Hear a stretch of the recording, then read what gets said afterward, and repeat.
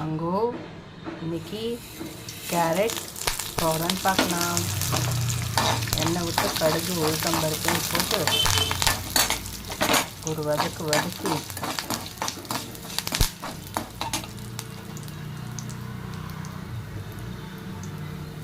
பெருங்காயத்தை போட்டு கருவேப்பிலையும் போட்டு ஒரு வதக்கி ஆல்ரெடி வேவிச்சு வச்ச கேரட்டு அப்புறம் பைத்தம்பருப்பு வேவிச்சது, தேங்காய் பச்சை மிளகாய் சதுக்குது போட்டு ஒரு கலக்கு விட்டா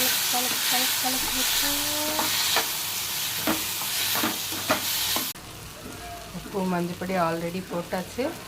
எல்லாம் கலக்கிட்டு கொஞ்சமாக வெளிச்செண்ணெய் மேலே விட்டா